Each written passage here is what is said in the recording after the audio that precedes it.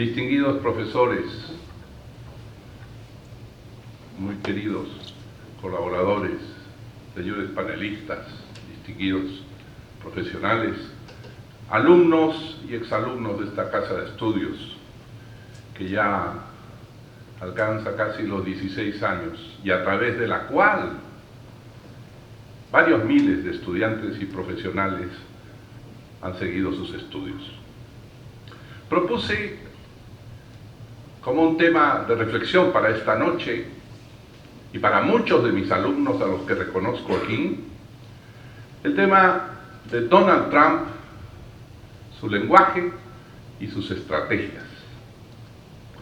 Aquí en el año 2013 conmemoramos los 500 años de la edición del Príncipe de Niccolò Maquiavelo, con el cual la ciencia política dio un salto extraordinario, porque pasó de las consideraciones y lecciones morales aristotélicas al estudio concreto del actor político, de sus motivaciones, de sus objetivos explícitos o profundos y de sus resultados en la política que Maquiavelo definía como el arte de alcanzar, conservar y acrecentar el poder. Es de esta perspectiva que yo quisiera dejar algunas ideas para los estudiantes y para mis alumnos. ¿Por qué? Porque a diario escuchamos, y estoy seguro que si pidiera levantar la mano a los que están en desacuerdo con Trump o no simpatizan con su imagen o su lenguaje, la inmensa mayoría levantaría la mano. Pero no es a ese coro que escuchamos todos los días de rechazo, de condena, al que vengo a sumarme. Yo quiero analizar desde el laboratorio del historiador o del científico social cuáles son las motivaciones y por consiguiente cuál es el sistema estructurado de decisiones políticas que sí tiene el señor Trump. A Trump se le presenta como un hombre irracional, casi psicótico, imprevisible, ignorante, ajeno a toda forma de intelectualidad. Si es intelectualidad la que nosotros practicamos en nuestros tratados, nuestros libros, y ciertamente lo ha confesado él además. Él no es hombre de leer un libro, es un tweetman, es decir, un hombre que se expresa a través de Twitter. Calificó a Kim Jong-un de Rocketman, yo califico al señor Donald Trump de Tweetman. Pero, ¿cuál es el propósito explícito o implícito de este lenguaje y de los contenidos que él expresa? Porque, reitero, bajo este desorden aparente hay un sistema estructurado de pensamiento. En el mundo he encontrado muchos actores políticos dispuestos a calificarlo de mil maneras, y seguramente yo participo de eso. Me gusta la gente cultivada intelectualmente, lectora de los clásicos y cultora de Platón y de los modernos. Y veo al actual empresario Trump desde otra perspectiva, pero no me envanezco por eso, ni lo reduzco a un papel de irracionalidad. Es otra forma de intelecto, es otra forma de lenguaje que tenemos que entender, porque él tiene más poder que todos nosotros. Y tenemos que comprender lo previsible de su sistema de pensamiento para ver de qué manera lo utilizamos en beneficio a nuestro país, o a la Alianza del Pacífico, o a Latinoamérica. Es desde esta perspectiva que quiero dejar algunas ideas respecto al señor Trump. Primero, hay que tener muy en claro que él ha escogido un lenguaje, un vehículo de contenidos al que llamamos tweet, y se le reprocha que solo use tweets. pero hasta donde me acuerdo fue el señor Obama que introdujo el uso masivo y generalizado de los tweets y sus contenidos. Pero es al señor Trump, tal vez por su pelo alborotado, por sus corbatas demasiado largas y llamativas de color rojo, o por su volumen extraordinario, que se le critica por algo que otros ya han hecho. Y él ha escogido el tweet como vehículo, pero al mismo tiempo como contenido. Y esto nos lo podrá definir mucho mejor el profesor Zapata, semiólogo y experto de comunicación. Porque el tweet expresa la revolucionaria velocidad, la modernidad de las comunicaciones de este tiempo, de manera segmentada, estimular y emocional. El propio Cristo hubiera podido hacer un tuit al decir amaos los unos a los otros, o a lanzar sus proverbiales catilinarias, generación de víboras, sepulcros blanqueados, que se les pegue la lengua al paladar. Todo esto hubiera podido ser lenguaje de tuit en aquella época. Porque el tuit, por definición, por su síntesis, por sus 140 y hoy 280 caracteres, invita a transmitir emocionalidades. Y naturalmente la emocionalidad divide sectores. Al sur para ser ricos, al norte para ser pobres. Este es un tuit. El señor Trump ha escogido este vehículo y es preso y al mismo tiempo escoge los mensajes que se transmiten a través del tweet. Al tweet todos los días, todos tienen tweets, se le reprocha estas olas emocionales de posverdad, de medias verdades y de mentiras, de manipulaciones, a veces desde Palacio de Gobierno con 17 digitadores. Pero es que el tuit es vehículo y mensaje a la vez. No podría haber una exposición de la República de Platón en tuit. De alguna manera, al sintetizarla, la vamos a emocionalizar y segmentar y convertir en un estímulo que no tiene que ver con la integridad. De esto es un maestro el señor Tweet, el señor Tweetman, Trump, que abomina el número de palabras excesivo. En eso se diferencia de nosotros. Ahí está Hugo Neira, que ha escrito tantos libros, o está Enrique Bernales, hay periodistas que escriben largos editoriales. Todo esto es en este tiempo repulsivo para la generación del tweet. Demasiadas palabras, mucha mentira. Esto es lo que piensa la gente hoy. Más directo, más segmentado, más claro, más violento. Y él ha escogido usar menos palabras. ¿Por qué? Porque se enfrenta a los dueños de la mayor cantidad de palabras, que son los media norteamericanos. Él ha enfrentado como una tromba con sus tweets al Wall Street Journal, al intocable Washington Post, el reino de lo que allá llamarían los liberal limousine, los caviares de esa zona. Y él los enfrenta con sus tweets. Y según parece, le gana la batalla. O por lo menos hasta ahora la ha ganado. Eso significa que sabe escoger vehículo y mensaje.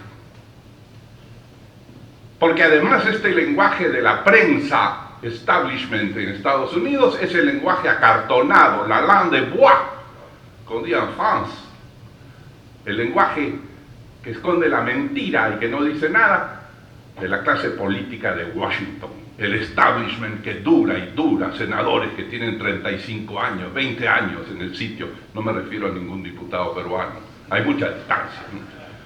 Pero él ha escogido esto frente a aquello, y esta es una opción fundamental, tiene una lógica, y llega más a todo el mercado americano. A ver si lo hubiera escogido escribir como nosotros, los intelectuales latinoamericanos, un libro de 800 páginas. Nadie sabría quién es Trump. lectores de prólogos y contratapas, como somos la mayoría, no sabríamos ni quién era el autor. Primer tema, mensaje y vehículo. Gran opción. Segundo tema, foco electoral. Señor Trump no es presidente del Perú, no tiene que venir a solucionar problemas del Perú, ni de Latinoamérica, mucho menos de México, ni de Europa desunida y conflictiva. Le podemos reclamar, rechazar, insultar. Él se dirige a un foco concreto, como lo hacen todos los políticos, a su votación. Acumula, consolida, fortalece el poder. Parece que hubiera leído a Maquiavelo. Lo dudo, porque Maquiavelo, el príncipe, tiene 120 páginas. Eso es mucho para el señor Trump. O quizás en muchas jornadas de trabajo podría alcanzar a leer y comprender. Pero Maquiavelo remite a autores, a hechos históricos. Ya eso es mucho más complicado para el gran empresario constructor. Él se dirige a un foco electoral que tenemos que comprender. Hay un libro que recomiendo leer de Adlai Russell Hochschild, escrito sobre el año 2012, antes de Trump, en que anuncia que hay un conjunto de extraños en su propio país, y ese es el título del libro, que son ciudadanos exactamente los que conoce Mark Twain y el Mississippi. Saben cómo atraviesa todo Estados Unidos de sur a norte. Y hay algo que hilvana desde el Tennessee, de William Faulkner, y antes de Mark Twain, hasta el Ohio industrial del norte, por St. Lawrence Seaway. Ese sector medio es el votante de Trump, es como antes Trujillo para el APRA, o Arequipa para Belaúnde, para no mencionar solo a mi partido, y me acusen de hacer propaganda. A ese sector, a esa masa enorme, esta autora, Russell Hochschild, le llamó extraña en su propia tierra. ¿Por qué? Porque es ajena a la temática de Washington y de California, donde se discute como los temas: el aborto, el matrimonio homosexual. Esos son los temas, pero esta gente del medio, labriegos, obreros desocupados de la Ohio industrial arrasada por los artículos chinos, ve con preocupación que nadie habla de ella. Y a este foco electoral, a este Mississippi electoral central, es al que permanentemente se dirige, y además en el lenguaje labriego, duro, de pistola al cinto, Donald Trump. Entonces tiene eso algo de irracional, de absurdo, de imprevisible, de loco. No, cuestión de estudiar para saber más o menos qué va a decir dentro de un mes o 2 meses. Es previsible, porque tiene un sistema político de acción y de interés. Y entonces él ha descubierto que todo este bolsón central, naturalmente comparten ese criterio otros estados, tiene temor físico al mexicano que llega, tiene temor físico. No por los marcas modernos, sino porque cree que le quitó el trabajo, que en realidad China le quitó. Pero él ve en el mexicano que trabaja la expresión de la amenaza. Y entonces lanza en el tuit reiterada y sistemáticamente la construcción del muro. Lo cual a nosotros, como latinoamericanos, nos revela, etc. Pero no es presidente de nosotros, es presidente de ese grupo central de Estados Unidos. Pero lo más interesante es que jamás pondrá un ladrillo. Es simplemente un hecho simbólico. Y lo reitera. Y como todo en la posverdad, si no, veamos lo que ocurre en nuestra patria a veces, cualquier cosa se convierte en realidad si la repites mucho. Y para muchos americanos, él está cumpliendo su promesa y está construyendo el muro. No ha puesto un ladrillo. Y seguirá diciéndolo en los próximos 2 años, a ver si se acerca a la reelección. Esto es lo primero. ha encontrado un enemigo, que en el lenguaje emocional del tweet es fundamental. Encontremos un enemigo común y nos agrupamos. El ejemplo brutal, demoníaco, es el de Hitler. Echemos la culpa de todo a los judíos. Bueno, él ha encontrado los mexicanos que tienen otro color, que se parecen a nosotros. Recomiendo no ir por el centro de Estados Unidos. Pero además ha encontrado a los chinos.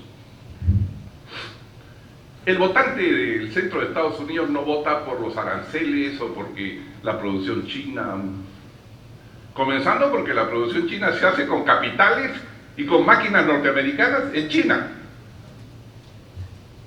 El votante de los Estados Unidos vota porque ha perdido el trabajo.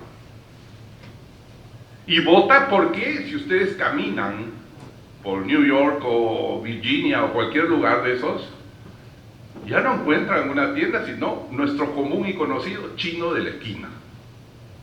Ahora, el sistema del menudeo, en muchos lugares es el chino de la esquina, que trabajan, como ocurre en Madrid. Ellos van entrando, así son los chinos, van entrando de a pocos. Y el votante ve una amenaza concreta en el mexicano y en los chinos, y él puede entonces plantear una respuesta china y consolida su grupo, que es su objetivo.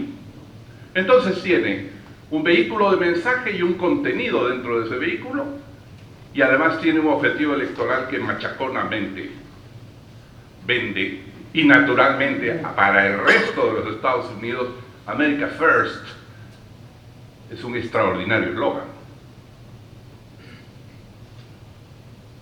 Lo ha hecho. Adelante era un gran eslogan. America First es un gran eslogan, y repetido se vuelve verdad aún en sus adversarios. Pero vamos a un tercer tema. Es que este vehículo en el tweet y este foco electoral son ajenos al entendimiento del señor Trump de que él está viviendo una realidad mundial distinta a la que vivió Obama, Bush o Clinton. Yo estoy convencido por sus acciones que él no es nada torpe. Nadie llega a la presidencia de los Estados Unidos o tiene 10 mil millones de dólares o tiene un programa de televisión por más de 10 años, el primero de Estados Unidos, en todo Estados Unidos, siendo tonto. Es muy fácil, es un simplismo decir eso. Preferible decir, el tonto soy yo, más hábil es él. Tengo que entender su pensamiento. Abro un paréntesis.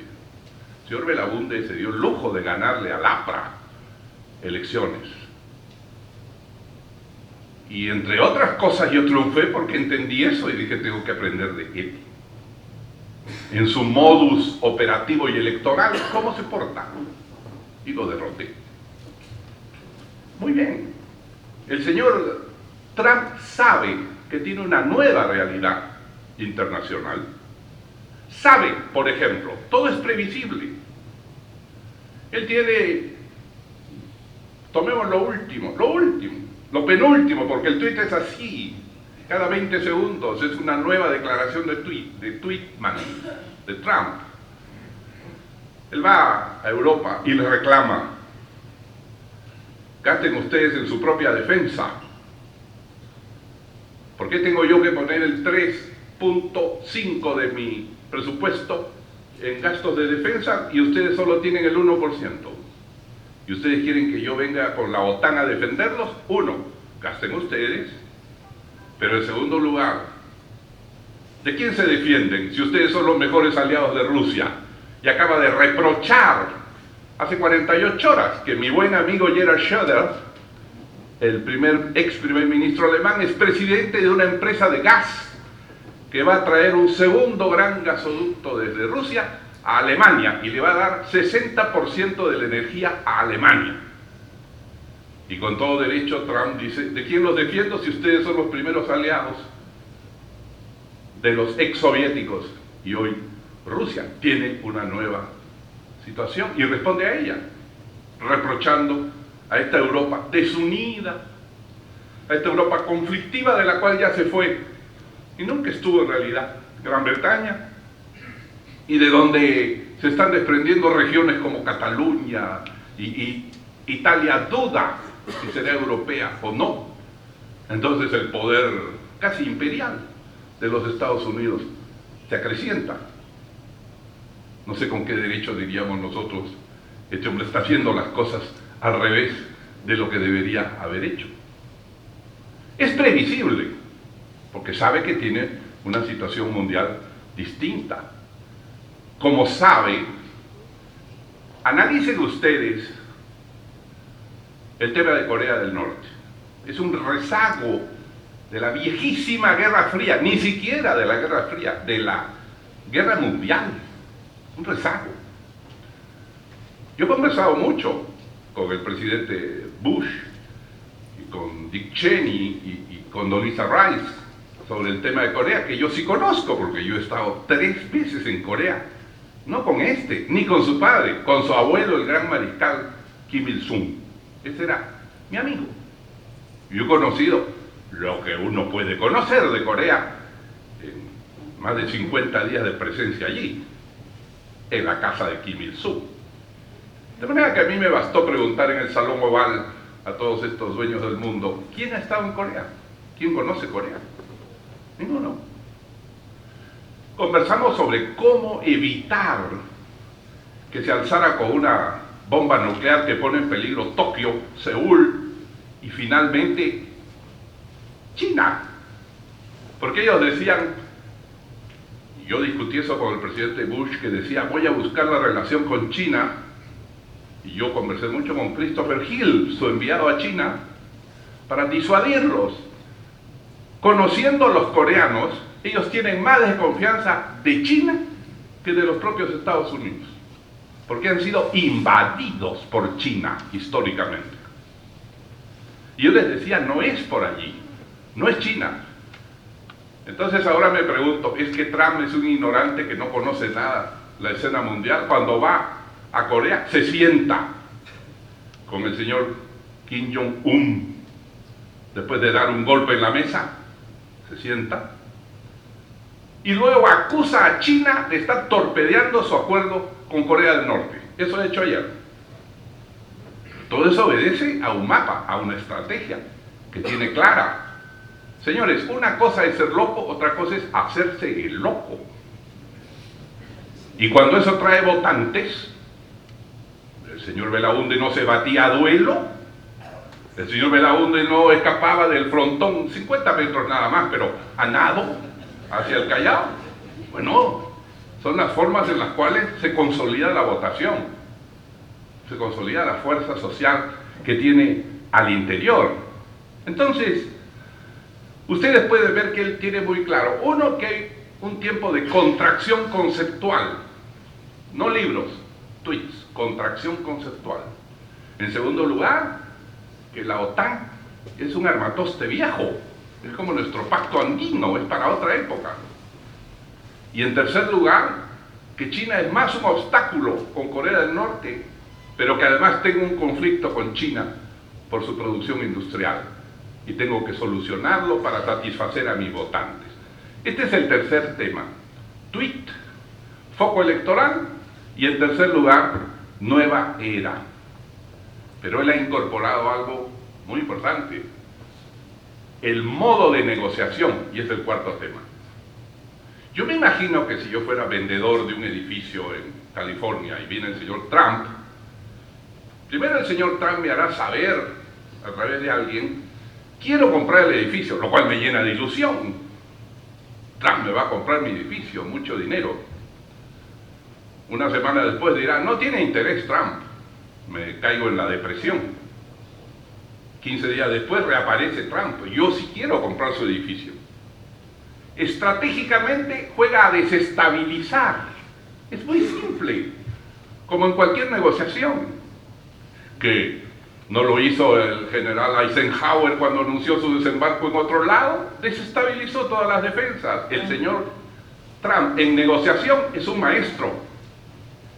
No soy admirador de Trump, no me gusta su política de medio ambiente, no me gusta su política de derechos sociales, No me gusta que deje 46 niños aislados de sus padres. No, ¿a quién le va a gustar?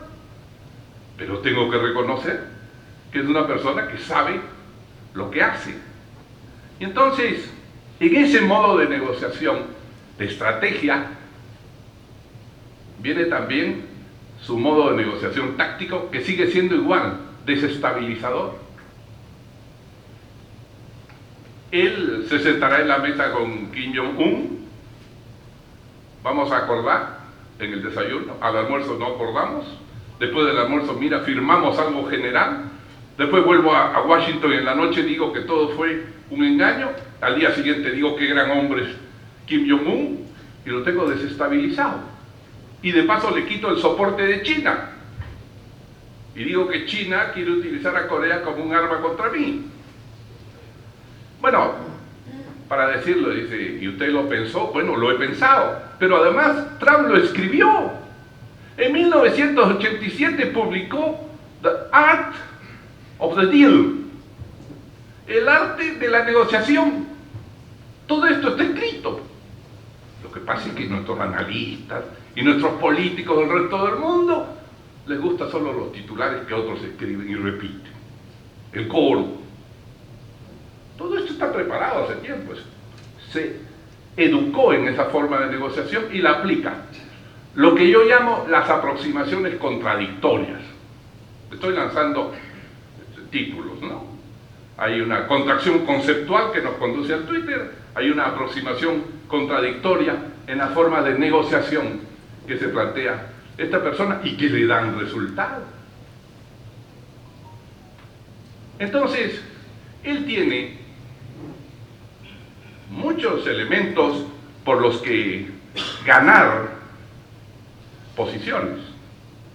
Fíjense ustedes, el mundo le reprocha que se salió del pacto climático, lo ha dicho nuestro director académico, que es parte del coro. Pero, ¿y por qué no le reprocha al señor Trudeau que acaba de salirse también del acuerdo autorizando la construcción del segundo gran gasoducto de gas, que estaba prohibido por ley en Canadá? Prohibido. No porque es simpático, porque es delgadito, porque es elegante, porque es lindo. El otro no, el otro es una especie de ogro rubio. A él sí, a este no. Eso es política de un solo ojo, ¿eh? Gerhard Schröder, ex canciller de Alemania, preside la empresa Nord Stream 2, la empresa de gas que quiere traer el gas desde Rusia. El socialdemócrata del medio ambiente, canciller en 1996 en Alemania, reconocido y celebrado como Al Gore de Europa. Ahora preside la construcción de un gasoducto anti-medio ambiente. Nadie le dice nada. En cambio, cuando Trump dice, yo sí voy a hacer el Transamérica, atravesando todo el territorio con mi gasoducto, escándalo mundial. En la ciencia política no se puede caer en la simpatía o la antipatía, porque uno pierde de vista lo que puede obtener del personaje, o cómo ganarle, que es lo peor, y se condena a ser derrotado permanentemente. Bien, con todos estos elementos, son algunos, pero tengo tiempo limitado, el señor Trump ha logrado hasta este momento, en año y medio de mandato, algunas cosas que otros presidentes le envidiarían. Para comenzar, crece más que Obama, más que Bush, y casi tanto como Clinton en el mejor momento. Entonces él ha logrado algunos temas que parecían irrealizables.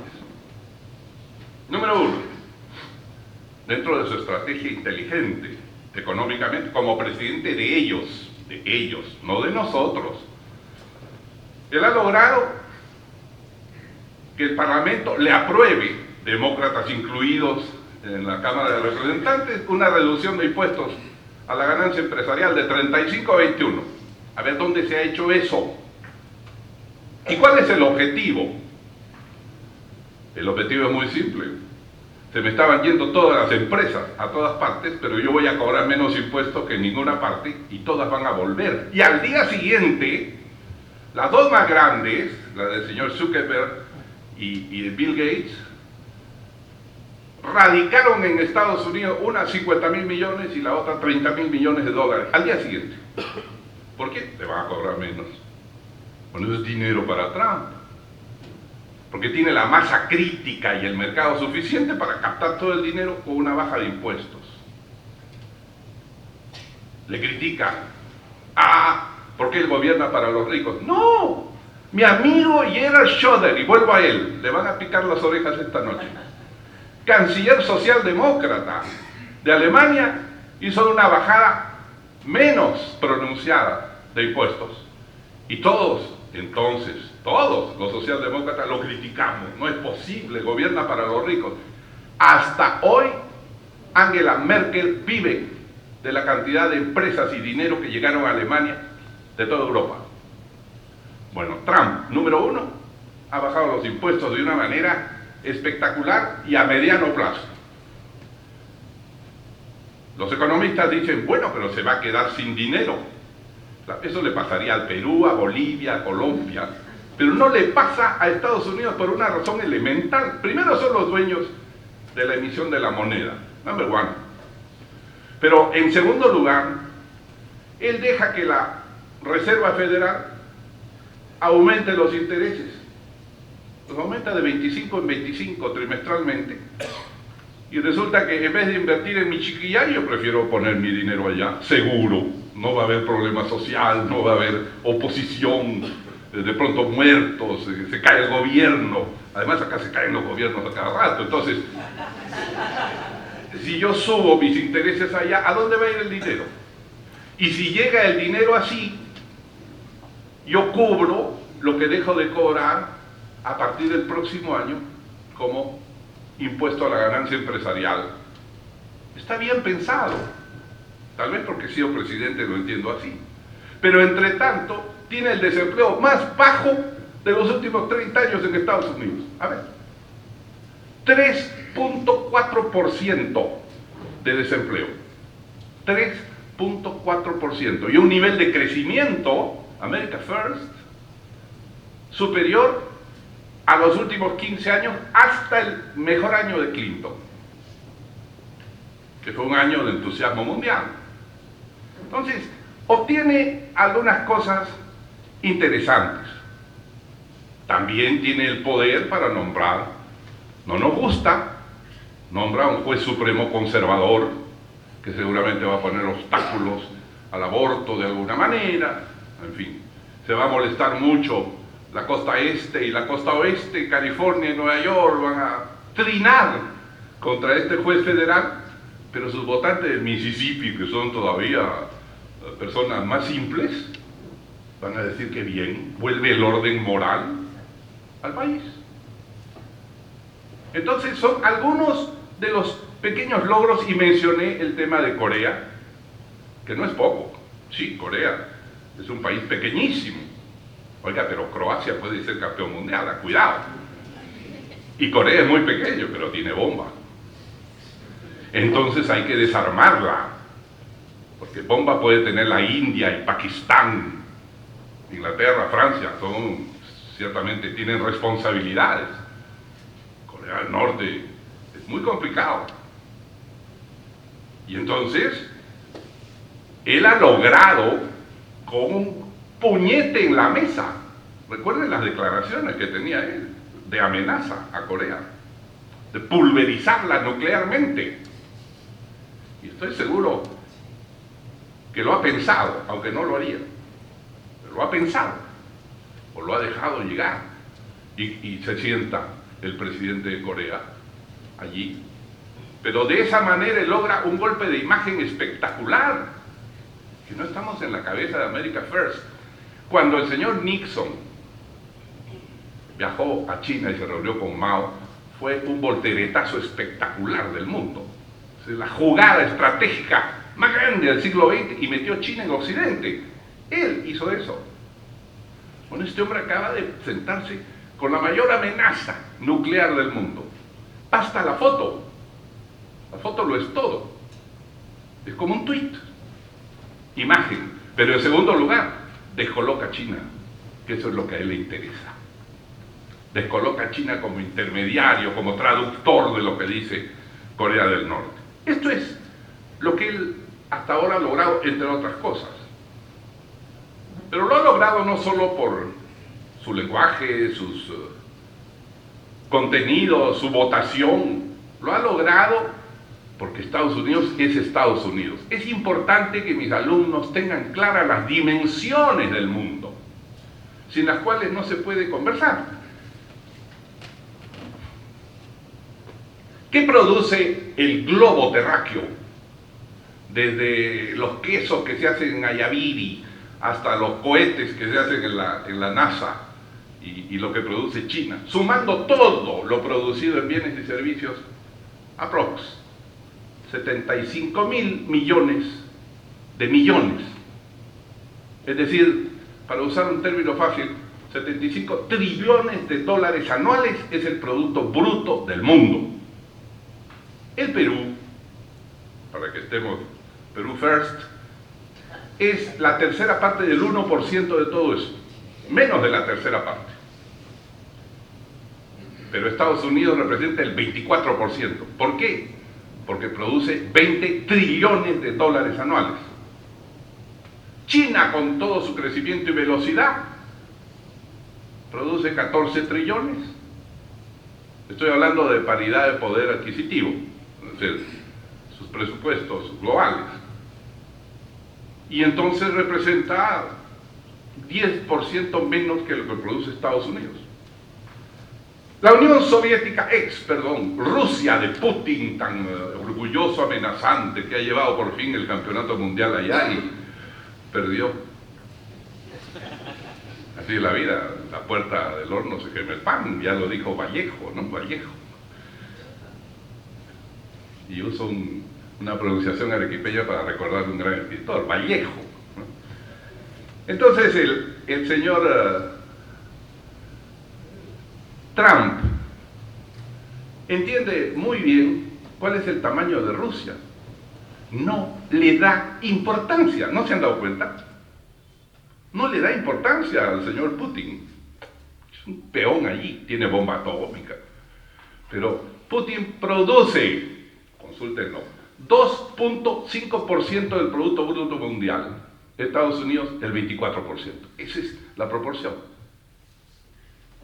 Sus vecinos, Canadá, qué lindo Trudeau, que le gusta a nuestro director, bien elegante, produce 1.3, apenas 4 a 5 veces más que el Perú.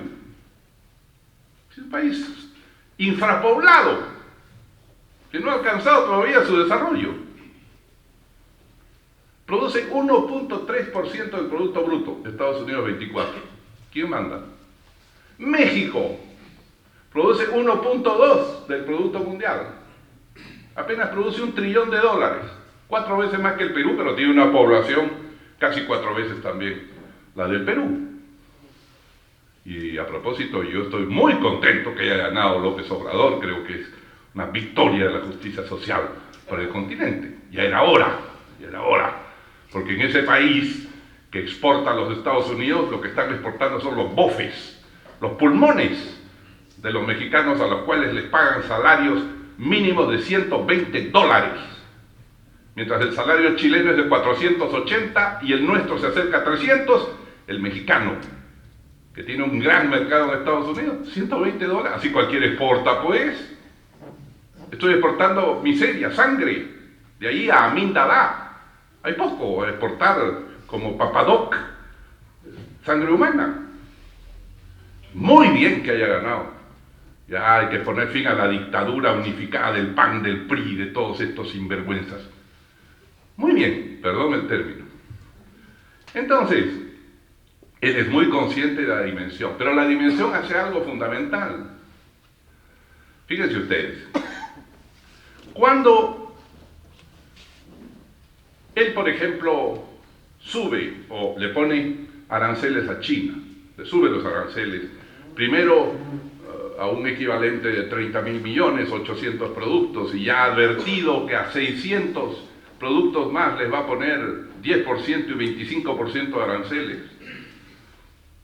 amenaza a China y China dice, entonces yo te pongo a ti también aranceles. ¿Y quién gana en esto?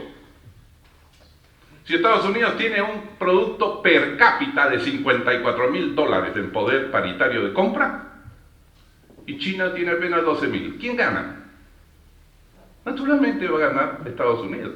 China podría responder, me anticipo lo que podría hacer, señor embajador, señor Boza, me anticipo. China podría decir, ok, yo tengo como reservas bonos norteamericanos, así es de pobre China. China tiene 3 trillones de dólares en bonos norteamericanos. China podría decir, voy a desprenderme de estos bonos. Hazlo.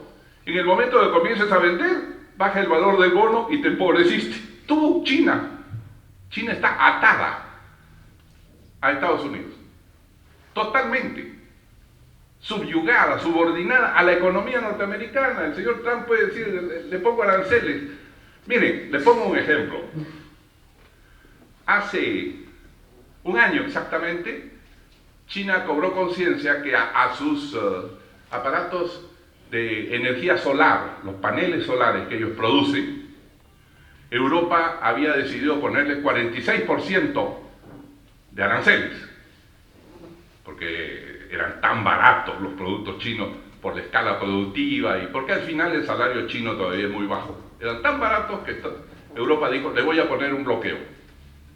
Y China respondió, muy bien, entonces yo voy a poner 46% de aranceles a los 400 millones de litros de vino europeo que compramos. Terminó la amenaza europea. Pero en el caso de Estados Unidos es diferente, pues. Porque Estados Unidos puede darse el lujo de enfrentar a China, y si China intenta golpearlo con aranceles, será una cosquilla que sufrirá Estados Unidos. Una cosquilla. Entonces, él tiene a su favor esta inmensa capacidad económica acumulada de los Estados Unidos, que tiene un siglo acumulando tecnología, dinero y lo que es fundamental, conocimiento. No solamente que son ricos.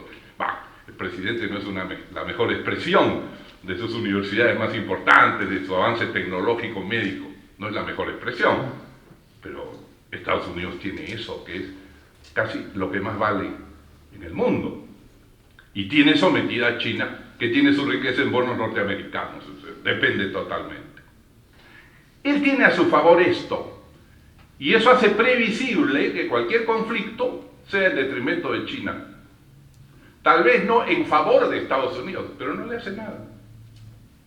No le hace nada, porque el mercado norteamericano, con cada persona en promedio de $54.000 de poder paritario de compra, es tan importante que se puede dar el lujo de pagar 10% más para un automóvil hecho dentro de Estados Unidos.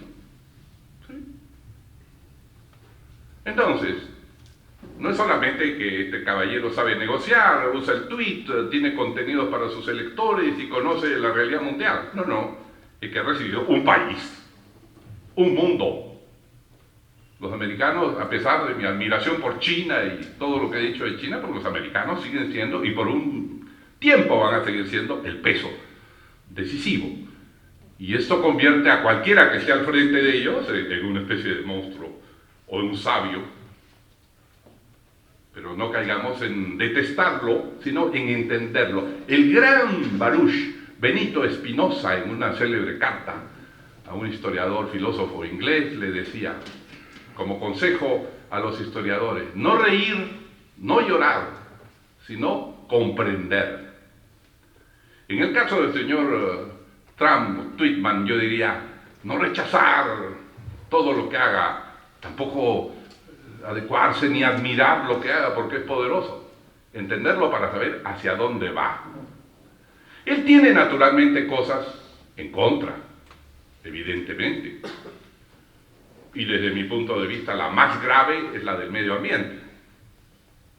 Es un hecho, es una realidad, es una verdad el calentamiento global, y que la primera potencia del mundo, pero no la que más contamina, que sigue siendo China, se separe, es un peligro. un grave peligro para toda la humanidad.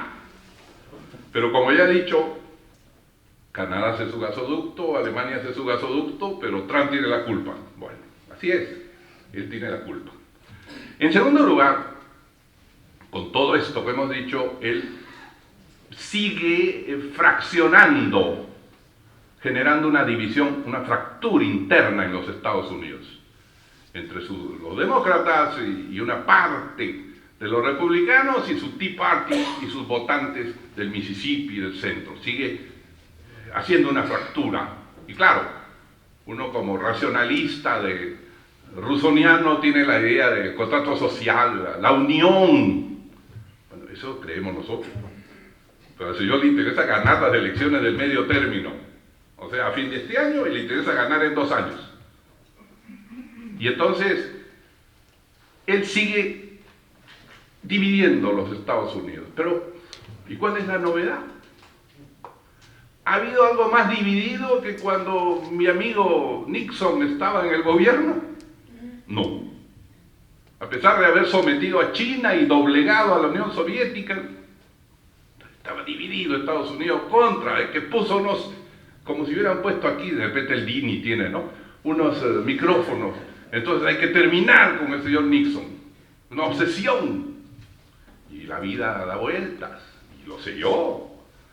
Entre las abogadas más famosas que estaban en contra de Nixon estaba Hillary, jovencita, abogada en el equipo contra Nixon, y casi se va con su esposo de la presidencia.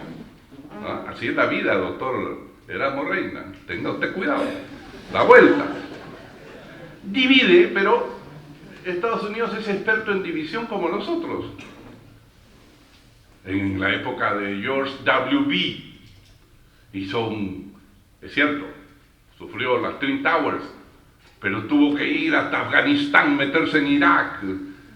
A mí me parecía grotesco todo eso y ha generado un desorden total que Europa está pagando, recogiendo sirios refugiados. Pero yo me acuerdo que había enormes concentraciones, como en la guerra de Vietnam, contra la guerra en Afganistán. Y cuando el gran y adorable y santificado señor Carter no pudo solucionar la crisis de los rehenes, todo Estados Unidos estaba contra él. O sea, siempre tienen que estar contra algo. La política es paradoja, contraposición, controversia. No hay que asustarse de eso, ni soñar que uno va a tener la mayoría absoluta. Bueno, Hitler la tenía, y ya vemos por qué modos. Todos esos tiranuelos o tiranazos ganan de esa manera porque tienen la obsesión de dominar a todos, ¿no? El señor Trump es un poco más demócrata, a pesar de todo. Yo quiero mis votantes, me interesa más que ellos. Entonces, tiene ese problema, tiene el problema del mundo exterior. Todos lo rechazan. A ver, sáquele al propio Rajoy, presidente que fue conservador de derechas de España, también se cuidaba porque tenía su público, estaba contra Trump. También está mi amigo Pedro Sánchez contra Trump, todos están contra Trump. El presidente Macron, pero es el primero en correr a la Casa Blanca, Macron, el primero. A ver qué le saco, porque hay una competencia. Como Europa se está desuniendo, a ver cómo me va mejor a mí que al otro. Entonces, él tiene en contra del mundo exterior, pero eso no le interesa. Él cuando habla con Kim Jong-un o cuando va a la OTAN a reclamarle que pague más o si no retira el dinero y lo gasta en cosas en Estados Unidos, está atendiendo a sus votantes. Todo lo demás es un país mundo, simplemente.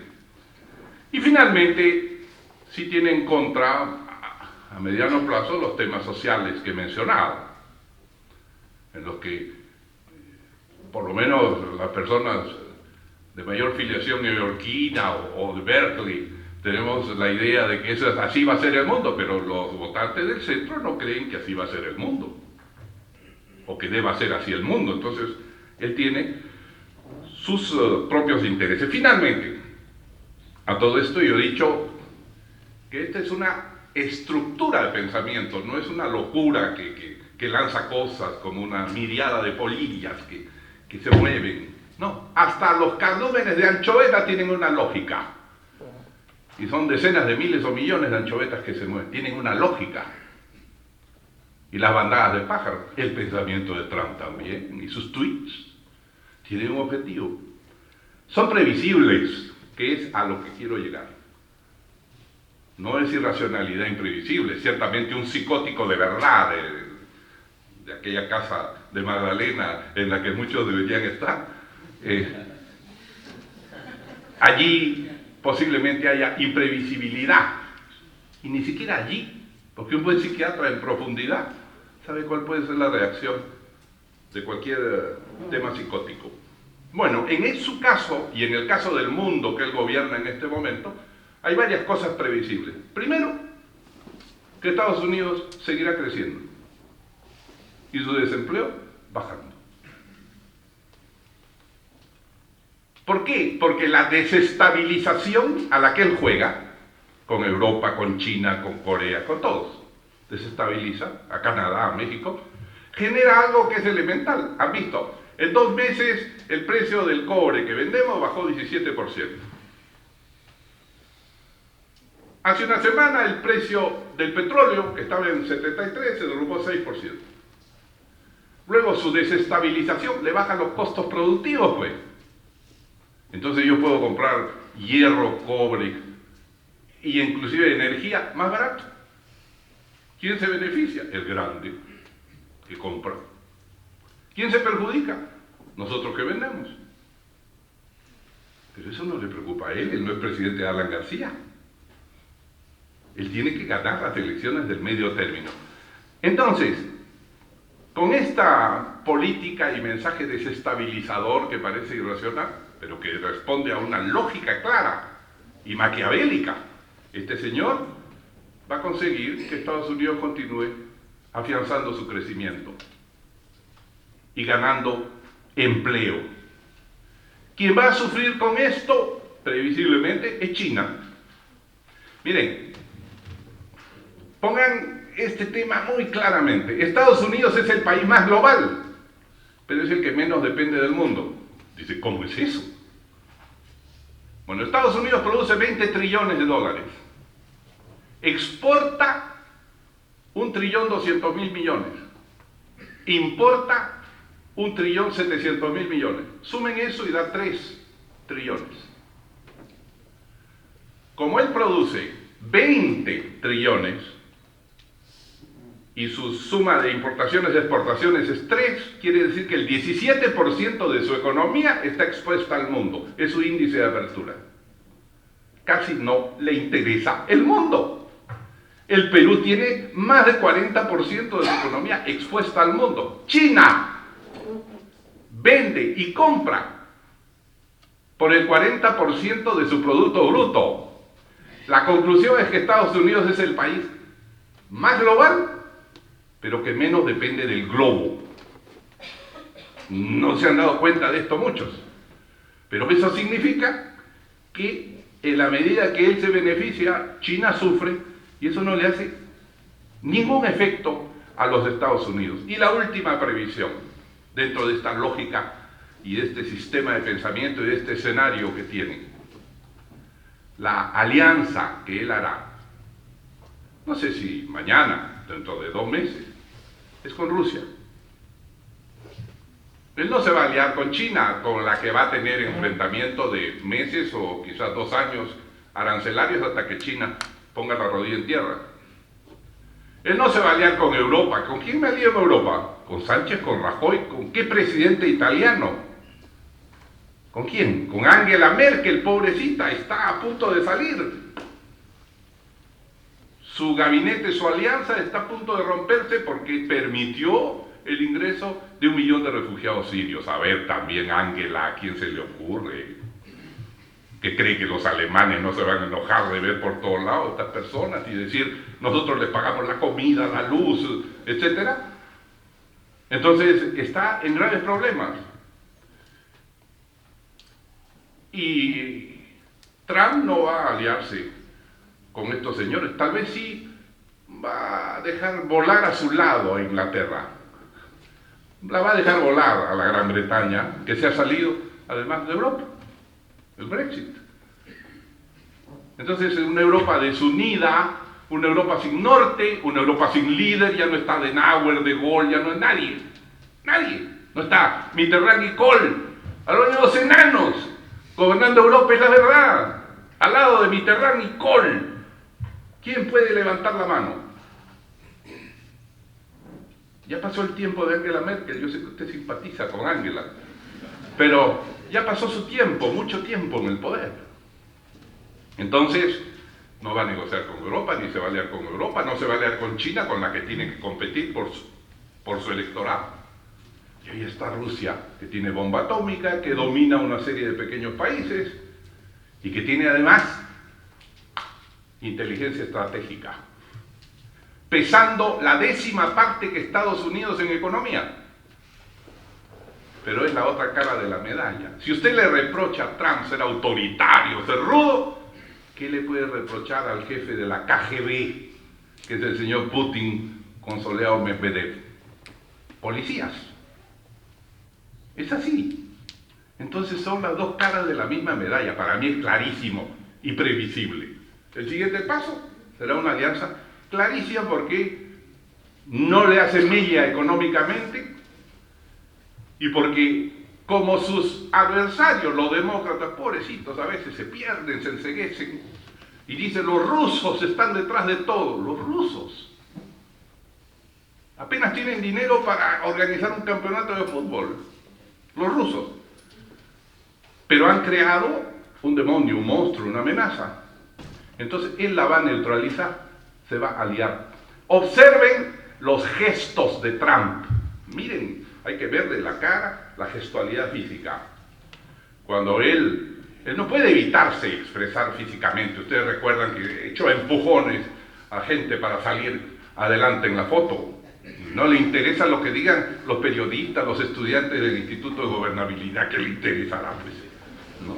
Entonces, en el caso de Putin, él cada vez que habla con Putin, señala así. Observen, lo he visto 3 veces, en 3 ocasiones. A este hombre sí se le puede tener confianza, dice Trump. Y lo ha dicho 3 veces, cosa rarísima, porque él dice sí, no, sí y sucesivamente. Él tiene una cierta admiración porque es su espejo. Es un hombre de la KGB, tan duro y tan recio como este empresario, vendedor de hoteles y comprador sabe Dios de qué más cosas. Muy bien, lo que he querido hoy día, con perdón de los señores panelistas, es explicarles que yo no veo ninguna imprevisibilidad, irracionalidad, psicotismo o locura, sino algo estructurado, algo que obedece a una estrategia clarísima que busca ganar sus elecciones de medio término y consolidar en la cabeza de sus votantes America First. Y lo hago desde el punto de vista de la ciencia política. Ahora, si después de la clase ustedes me preguntan, como político, ¿usted qué piensa acá? Yo les diré mis ideas, pero yo estoy analizando en el laboratorio. ¿Qué es lo que quiere este hombre? ¿Lo está logrando, sí o no? ¿Y sus medios son los adecuados? ¿Sí o no? Nada más. Esto es lo que tiene que aprender un estudiante de ciencia política para saber actuar políticamente. Muy bien, muchísimas gracias por escucharme. Es profesor investigador del Instituto de Sociogenética de Lovaina, en la Nueva en Delhi. Es autor de numerosas publicaciones y libros: El discurso de Sendero Luminoso, Contratexto educativo, Representación oral en las calles de Lima, La palabra permanente, Derribando muros, Nómades electronales. Bueno, Eduardo, el expositor ha lanzado nuevas categorías para el análisis político: contracción conceptual, que tiene que ver seguramente con el concepto de electronalidad; las aproximaciones contradictorias, tiene que ver con los gestos, imágenes, signos, mensajes. Al final, quizás como lo dictó Nietzsche, no hay hechos, solo percepciones.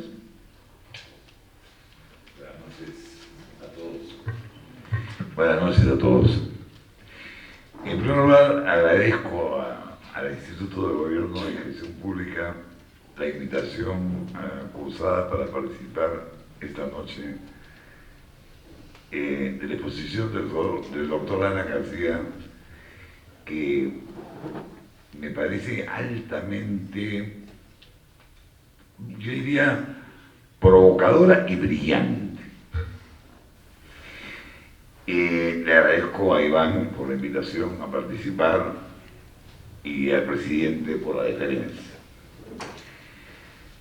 Lo ha dicho clarísimamente el presidente García: Donald Trump no es nuestro presidente, no es nuestro presidente, no le pidamos a él cosas que él no nos va a dar, él tiene que dar resultados a su país. Pero por la importancia de los Estados Unidos en el mundo globalizado, es evidente que tenemos que referirnos a él, y lo ha hecho el presidente. Como académico, aunque la palabra comienza a caer en devaluación, creo necesario subrayar siempre, pero en eso comparto la idea con el presidente, comparto la idea de siempre, antes de juzgar, hay que comprender. Hay que intentar comprender los fenómenos antes de juzgarlos. Y eso creo que como académicos tenemos que hacer. He tenido la suerte, en realidad, de seguir la trayectoria de Donald Trump antes de que fuera presidente. Cuando conducía su programa de televisión, El Aprendiz. Y también he tenido la suerte de estar, por coincidencia, en dos momentos bastante discentes de su discurso político. Creo que me permite decir, como señor, como lingüista, algunas cosas sobre este hombre que despierta pasiones entre sus electores, positivas, totalmente negativas, entre aquellos que el presidente ha subrayado además. Ahí no interesa. La primera cosa que debo subrayar es que debemos analizar el discurso de Donald Trump a partir de los profundos cambios políticos, sociales, económicos y culturales producidos ya en el mundo por la interconexión digital y no en nostálgica referencia al pasado. Si ayer vivimos el mundo escribal cuyo eje era el libro, hoy vivimos el mundo electoral cuyo eje son los instrumentos digitales. Permítame retrotraerme brevemente años atrás. En un lapso de 12 meses, entre 1962 y la primavera de 1963, salieron de las prensas de 3 países diferentes, Francia, Gran Bretaña y Estados Unidos, 5 obras de 5 autores que no se conocían entre sí, pero que son, me refiero a Lévi-Strauss, Mayer, Marcel McLuhan, Eric Havelock, Woody Watt. No se conocían entre sí, sitios diferentes, pero todos coincidieron en algo muy importante: las escrituras, y posteriormente la imprenta, habían transformado al ser humano tanto en sus obvias diferencias de comunicación externa como en la estructura interna de su propio pensamiento. Las tecnologías de la información en el tiempo no solo cambian nuestro modo de comunicar, sino cambian nuestras propias instituciones, desde la familia hasta el Estado, y nuestros propios modos cognitivos y axiológicos. Como nos lo ilustra, a mí me encanta este libro, perdón, como nos lo ilustra Ángel Rosenberg en un libro maravilloso titulado La Primera Visión de América, y a contrapelo de lo que he dicho anteriormente, dice Rosenberg, refiriéndose la primera visión de América, la conquista. Así, los nombres de las cosas y de los lugares y la visión misma del conquistador de América representan una proyección de la mentalidad europea. Los descubridores hicieron entrar la realidad americana en los moldes de las palabras, los nombres y las creencias de Europa, es decir, la acomodaron a su propia arquitectura mental. Hoy, para algunas personas, esto parece seguir siendo un auto de fe, porque se ha producido un cambio fundamental con la electoralidad. ¿Cuál es ese cambio fundamental que se ha producido ya y que subyace a lo que hemos escuchado esta noche? Hemos pasado, gracias a la electoralidad, de un pensamiento abstracto, sucesivo, lineal y analítico, a un pensamiento abstracto, simultáneo, visual y sintético. Ese cambio ya se produjo. Se ha producido un cambio en el software de producir sentido que ha afectado ya, y lo dicen las neurociencias, el propio hardware cerebral.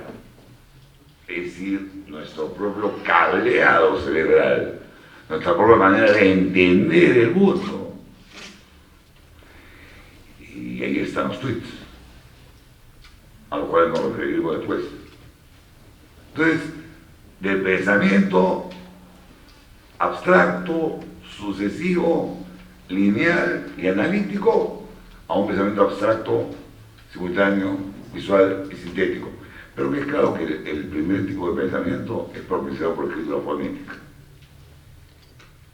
que es sucesiva y lineal. Conversábamos hace un momento con el presidente sobre su libro sobre Confucio, ¿no? Donde él dice la escritura pictográfica o logográfica que reproduce la naturaleza, reproduce la naturaleza, diverge de nuestra escritura alfabética que reconstituye artificialmente la naturaleza. Diferente, ¿no? Hoy vivimos en este mundo de imágenes, en este mundo de gestos, en este mundo de tweets, en este mundo de impresiones. Lamentablemente, por esas razones, nos hemos quedado en las exterioridades de lo afirmado, ¿no? Hemos tenido temor de salir de nuestra zona de confort para aceptar que la presidencia hoy, de lo que nosotros llamamos electoralidad, ha vuelto a cambiar, como ayer ocurrió con la escritura fonética. Vuelvo a insistir, no solo el software de nuestro cerebro, sino el propio hardware. Por temor a abandonar el mundo anterior, hemos terminado por traicionar la propia ciencia. Por temor a abandonar el mundo anterior, hemos terminado por traicionar la propia ciencia, lo que nos dice la ciencia. Diría yo que disecamos la vitalidad de los autores que hemos mencionado anteriormente. Preferimos olvidarlos, silenciarlos o sesgarlos en un mundo académico. Y aquí retomo el seguimiento que hicimos al discurso de Trump. Donald Trump había perdido las primeras primarias republicanas en Iowa. Habíamos tenido la suerte de estar ahí. Pero había ganado New Hampshire.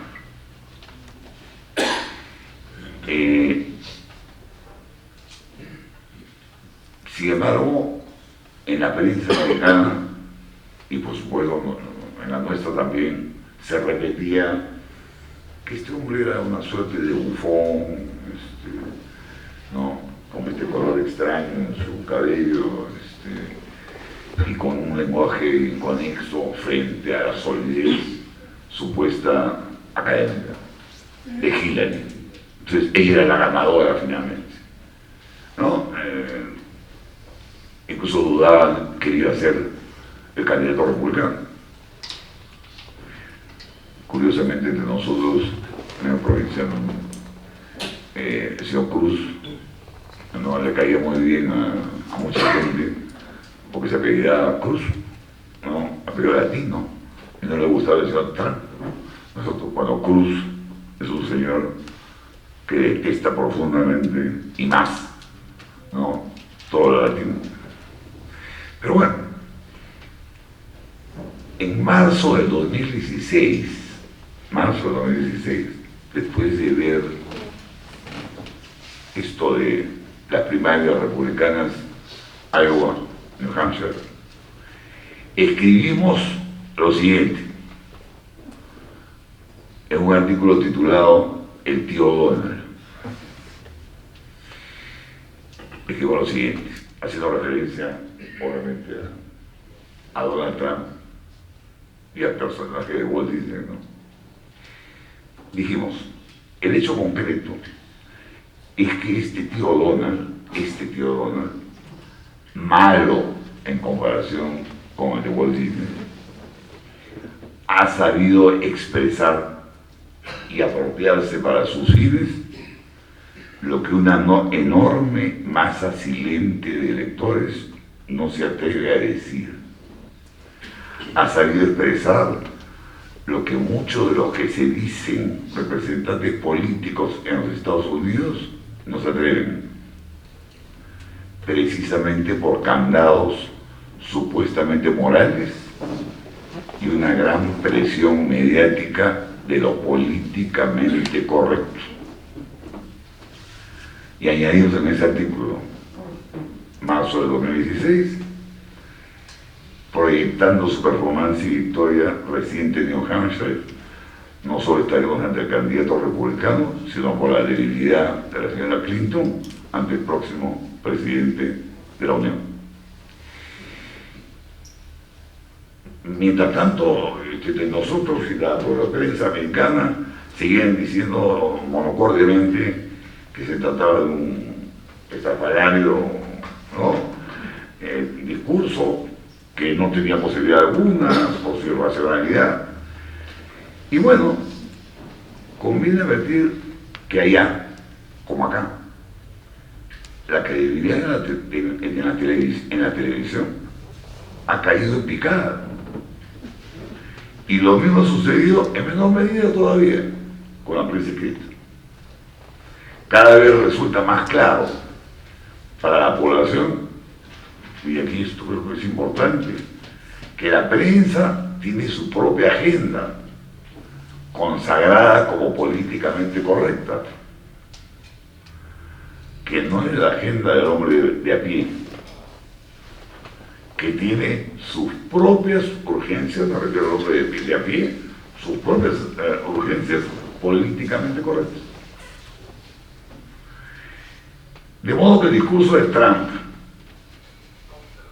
y su dimensionamiento político debe atender a que ese discurso opera en un mundo modificado entonces ya por la propia tecnología electoral, con las características que se han mencionado.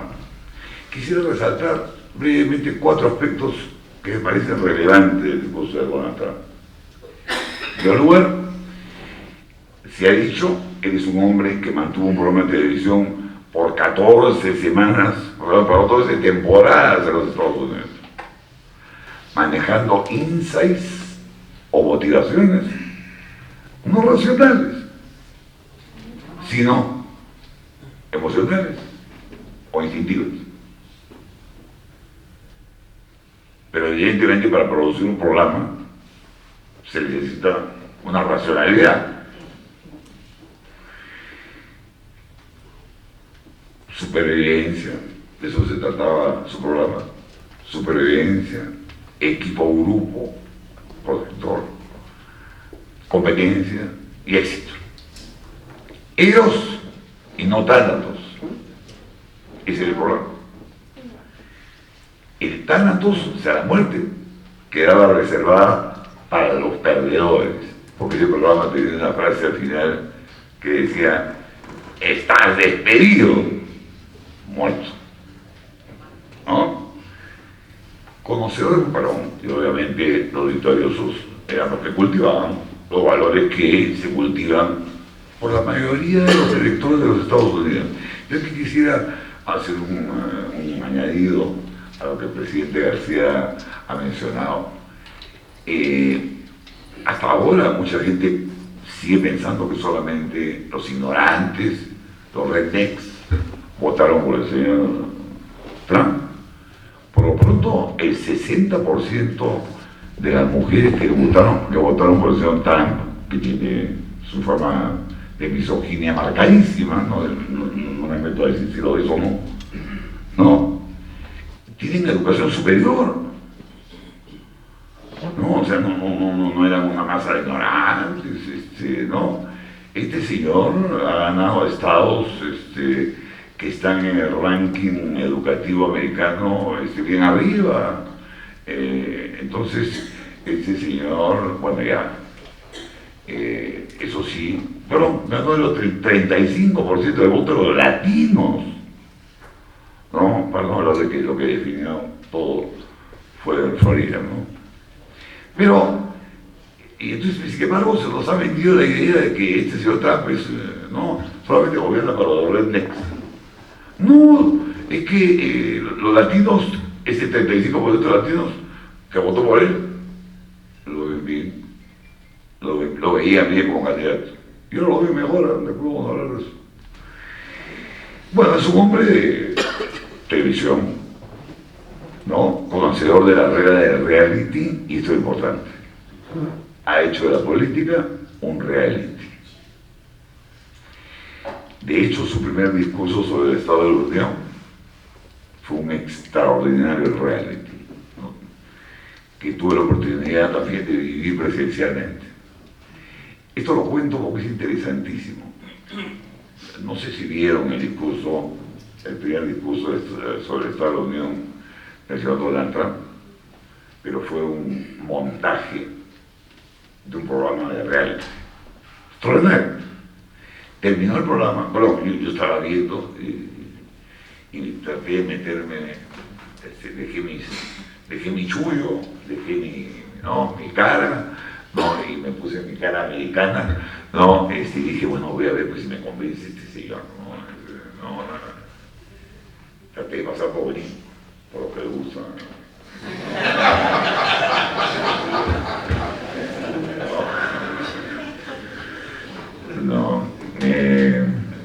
Bueno, entonces me puse a ver al señor Trump en este discurso en su primer discurso sobre el Estado de la Unión. Y al final del programa, bueno, a mí me pareció magnífico, el programa me convenció. Dije, este hombre comunicativamente maravilloso. Si yo fuese americano, estaría pues feliz de la vida. Entonces, inmediatamente después, los comentaristas lo hacían leña, que va a valer, su esposa, con argumentos tipo, su esposa llegó solita, pobrecita, la vez pasada llegó, algo juntitos, es decir, unos comentarios,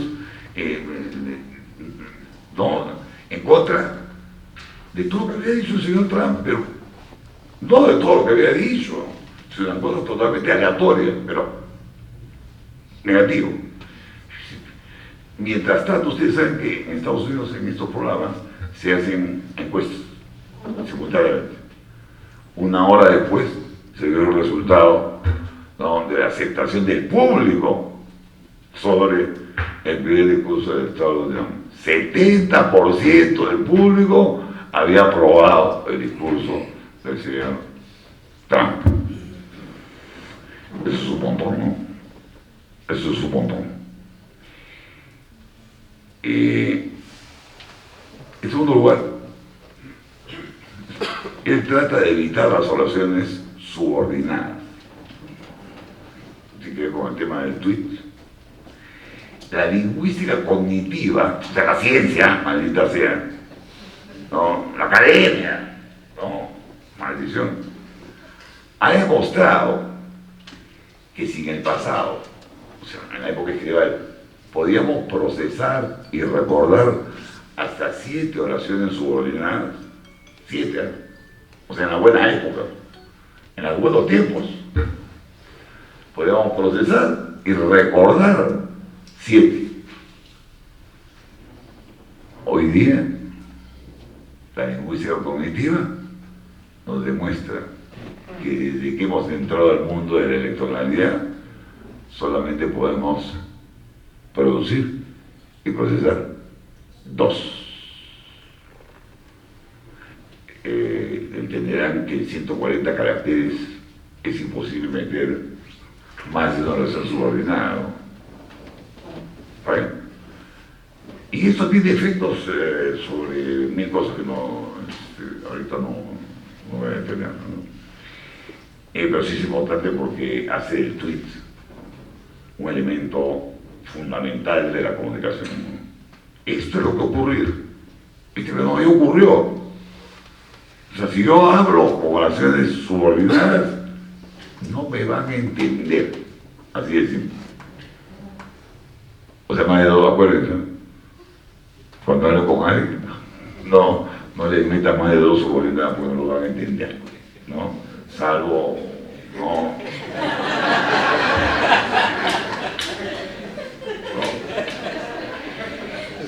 Lo dice la ciencia, no lo digo yo. Además, yo soy lingüista, me da pena realmente. Pero el presidente ha sido muy claro, ¿no? Sí, claro, un montón de cosas de estas nos puede dar pena. Nos rompe el alma, pero están ahí. Comprender antes de juzgar. En tercer lugar, era claro que mientras Hillary Clinton representaba la agenda políticamente correcta de la prensa, que no gozaba de credibilidad, como he dicho, él manejó y maneja hasta ahora para su triunfo, aprovechamiento y pervivencia, la agenda y el modo de hacer política incorrectos, pero a fin de cuentas la agenda del hombre de a pie. Por eso ataca a la prensa. Es muy entretenido eso, ¿no? Ver a Donald Trump todo el día atacando a la prensa. Ataca a la prensa le responde, sube la popularidad del señor Trump. Como lo invitan al señor, cuando le inviten al señor Trump, no, programa que le invita, el rating sube. Entonces lo tiene que invitar hasta los enemigos, claro, ¿no? O sea, lo detesta, pero lo invita, ¿no? Cuarto lugar, y esto ya lo subrayó el presidente García, Trump ha introducido una forma políticamente incorrecta de interactuar con estados extranjeros. Ha extrapolado a la negociación diplomática categorías de la negociación comercial, donde parecen vacilar los principios, pero que buscan el clásico acuerdo norteamericano win-win, pero en base a la desestabilización, que a veces parece hasta chantaje para algunos. Para terminar, y luego todos, reverbero esta noche las palabras del gran etnólogo y antropólogo escocés George Fraser, escritas a fines del siglo XIX.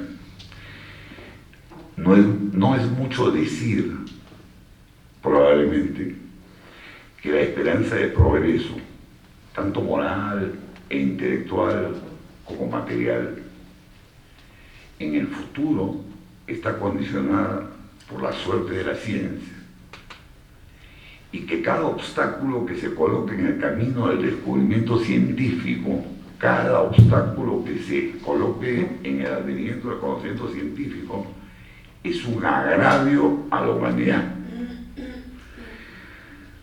Ahí, a partir de ahí, podemos entender mejor lo dicho por quien es probablemente el mayor neurocientífico de los Estados Unidos. Esto aterra a algunos, pero es algo que está ocurriendo. Dice Gary Small, este neurocientífico de los Estados Unidos, en un futuro no muy distante, que tenemos la capacidad de monitorear y estimular la actividad de células cerebrales. Los científicos ya cuentan con los aparatos necesarios para hacer esto por medio de una proteína fotosensible controlada por luz láser, cuyos rayos podrán estimular las neuronas. En breve también podremos chequear y corregir nuestros circuitos neuronales por medio de controles remotos. Tendremos también implantes mínimos en la cabeza que le permitirán a nuestra mente conectarse a las computadoras. A medida que nuestras computadoras se tornen más rápidas y más eficientes, y cuando esos implantes se vuelvan una norma, en lugar de discutir sobre la brecha cerebral entre las generaciones, vamos a debatir las brechas que existen entre una computadora y un cerebro humano, ¿no? Todo el gran tema de inteligencia artificial, la robótica y demás que hoy día nos perturba. Y permítame, sin embargo, terminar con Fraser, en la rama dorada, ¿no? Grandes cosas, a pesar de todo esto. A veces nos subimos frente a todo esto. Claro, uno trata de comprender y no juzgar. Es inevitable que las cosas no duelen, no molestan, no perturban, ¿no?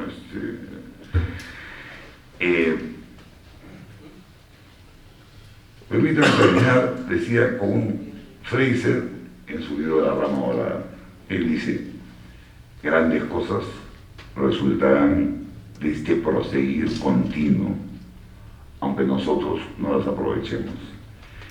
Estrellas más brillantes que las que lucen sobre nosotros se elevarán sobre algún viajero del futuro, algún Ulises ilustre de las regiones del pensamiento.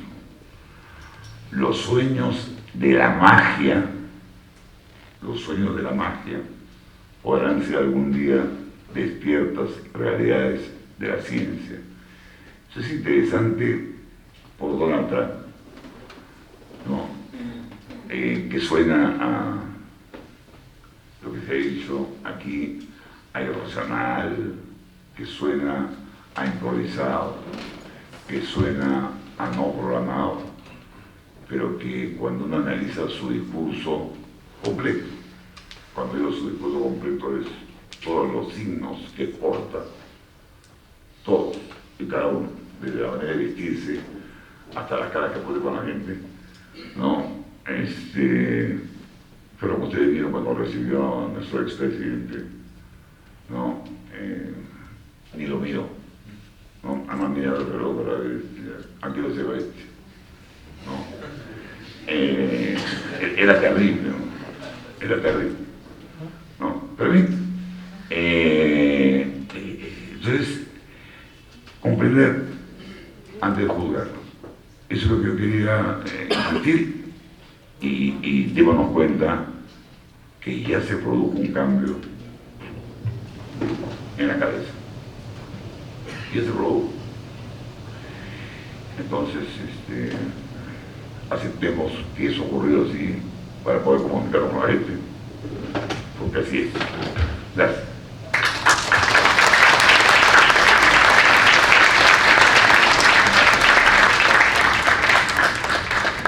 Bien, nuestro próximo comentarista es también docente del Instituto del curso de Globalización y Política Mundial.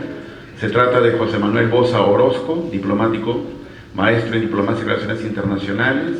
Ha sido jefe y es jefe de gabinete de Ricardo, de los embajadores Luna, Aljovín, Néstor Popolizio. Estuvo encargado del seguimiento de litigios sobre la delimitación marítima en la Embajada Peruana en Chile. Fue miembro del gabinete ministerial del canciller José Antonio García Belaúnde, docente del instituto en su momento. Ha desempeñado funciones profesionales en las embajadas del Perú en Estados Unidos, Francia y Chile, y ha sido cónsul general en Santiago. José Manuel, de una otra manera es Trump, el líder de un país mundo, y ese ajedrez geopolítico que involucra pues Rusia, China, Europa, OTAN, como lo ha referido tanto el director del instituto, como también la realidad que nos dicta estos días. Tu comentario, por favor. Muchas gracias. creo que voy a tener que hacer un tweet por la presión del tiempo y por lo que han abarcado con en realidad poco espacio para desarrollar después de las presentaciones previas. Puede ser esquemático, voy a tratar de enfocarme desde el punto de vista de política exterior para tratar de desentrañar y compartir con ustedes una interpretación propia de la lógica, del método que hay detrás de las acciones que ha tomado el presidente de Estados Unidos en este año y medio más o menos de gobierno.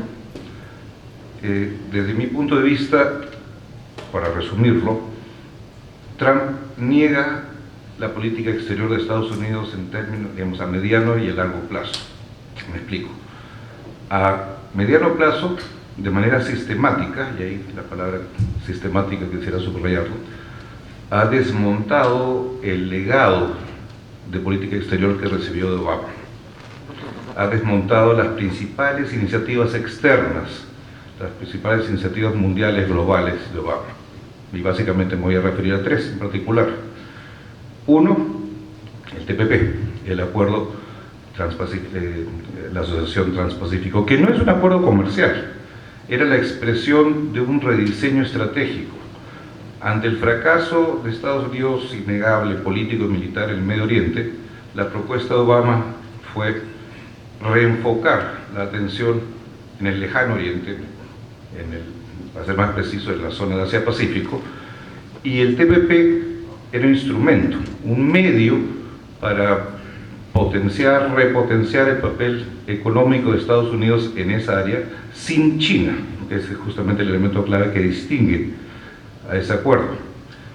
La primera decisión de Trump en política exterior fue no firmar, como lo había anunciado como candidato, no comprometerse a este reenfoque estratégico planteado por su predecesor.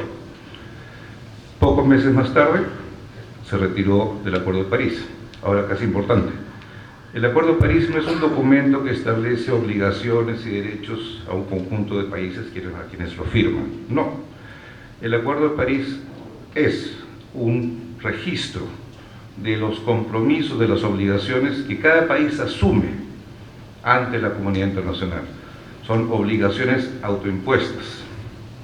Por lógica, por deducción lógica, la única manera en la cual Trump podía desarticular o desmontar la política ambiental interna de Estados Unidos era retirándose del Acuerdo de París, una condición necesaria para llevar a cabo, digamos, sus perspectivas, sus planteamientos en el plano interno.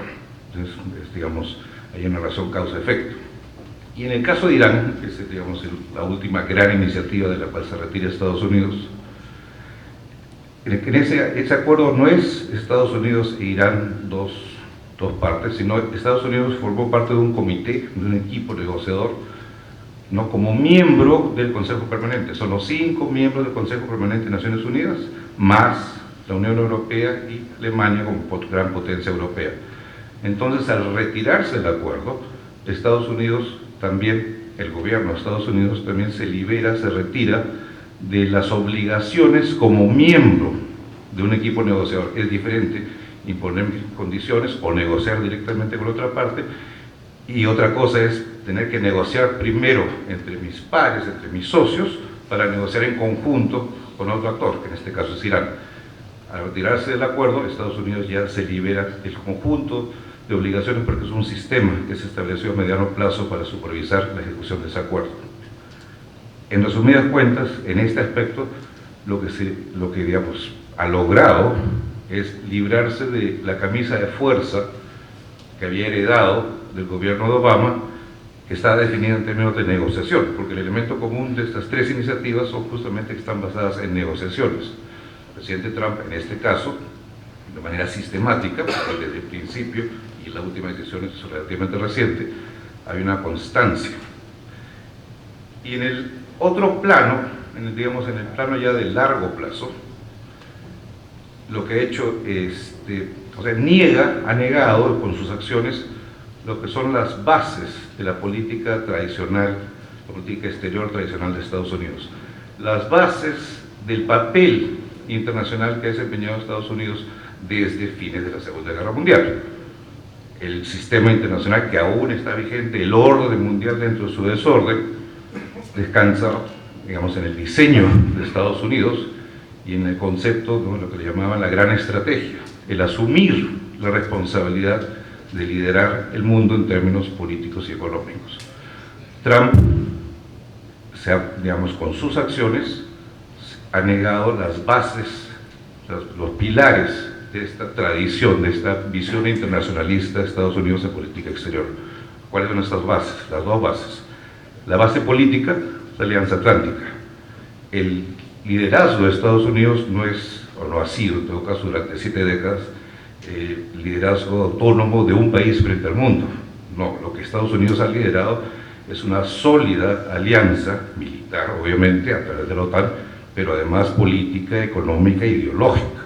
Han funcionado como un conjunto sólido de aliados que vencieron, obviamente, vencer es más discutible, pero en la Guerra Fría, y han sido, digamos, a través del G7, los dirigentes del sistema internacional. Podemos debatir sobre las bondades y los problemas de ese esquema, pero ese es el esquema en términos de poder que imperó. Y ha imperado y en alguna medida se está desgastando hoy en día. Y el otro pilar, el pilar de política económica, fue el libre comercio. Ha sido el libre comercio. En Bretton Woods, en el 44, en el esquema original del sistema económico que diseñaba Estados Unidos, la delegación de Estados Unidos propuso ahí crear una Organización Mundial del Comercio.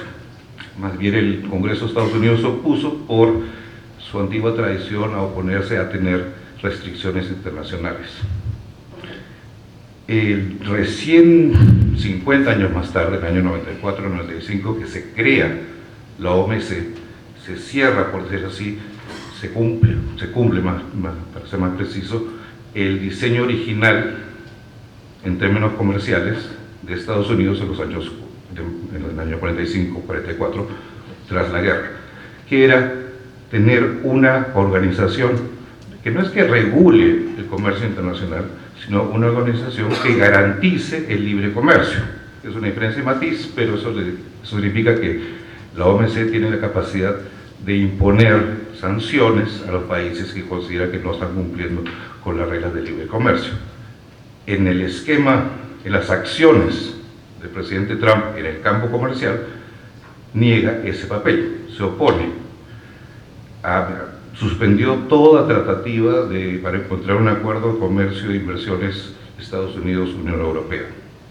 Como todos saben, desde el inicio planteó renegociar el NAFTA, no obstante la posición de sus socios, pero por el peso específico de Estados Unidos, ahí están renegociándolo.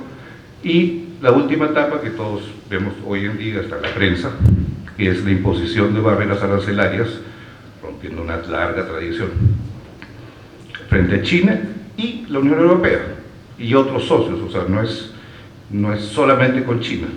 China es el objetivo principal, pero también se ha expandido hacia otras regiones. ¿Qué es lo que hay en común o qué es lo que ha logrado con esto? Ha logrado librarse de las restricciones, de los compromisos históricos, tradicionales, internacionales de Estados Unidos. O sea, si combinamos el desmontaje de la herencia de mediano plazo política de Obama, más librarse, excluirse de los compromisos internacionales, de la tradición de compromisos internacionales de Estados Unidos, ¿qué es lo que tenemos? El resultado, o digamos, usando un poco la jerigonza actual, vamos a ver cuál es la gestión por resultados. El gobierno de Estados Unidos, el presidente Trump, hoy tiene mayor margen de maniobra, mayor autonomía política, al librarse de compromisos internacionales, al librarse de parámetros tradicionales de política exterior. Él puede definir la dinámica de la política exterior a su conveniencia, con mucho más libertad que sus antecesores.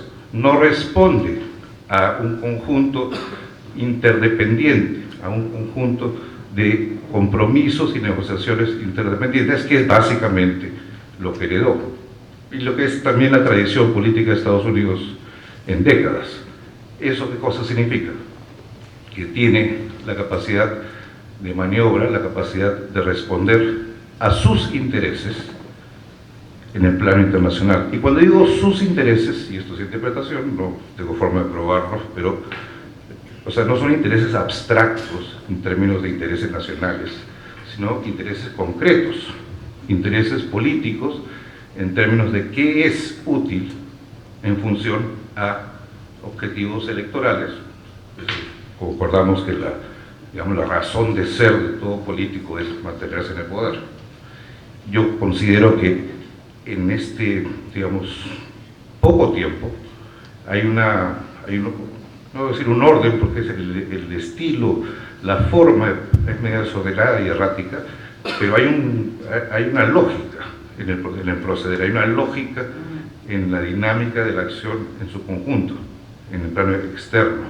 Y digamos, estilo provocador que disturba, que plantea más bien, despierta más críticas que apoyo, creo que como resultado lo ha colocado en una posición en que como presidente, como jefe de Estado, tiene una capacidad de acción, no va a ser libérrima, que no tiene constricciones, pero sí muchísimo más libre, más amplia, más autónoma que sus antecesores. Como digo, eso no lo puedo probar, es una interpretación, pero creo que digamos, hay la expresión, un método, no es su locura, pero sí hay un método en este proceso sistemático de desmontar la red de obligaciones, de compromisos interdependientes de Estados Unidos con el resto del mundo. Eso es básicamente lo que planteo. Y bueno, no sé si a partir de ahí podríamos discutir o no, pero creo que en efecto no es que estamos hablando de un loco, sino que hay un método con un fin claro. Qué tan capaz, justamente conversamos antes, qué cosa plantea la acción del presidente Trump en relación al discurso del papel que le corresponde a Estados Unidos, el papel internacional. Eso no está claro, pero tal vez no le interesa, o sea, tal vez no es esa es la prioridad de su acción. Tal vez en efecto el ámbito internacional, la política internacional está subordinada a sus intereses electorales de mediano y largo plazo. Esa es, digamos, la propuesta que hago. No sé si muy bien expuesto o no, pero por ahí planteo el panorama en términos de política exterior. Gracias.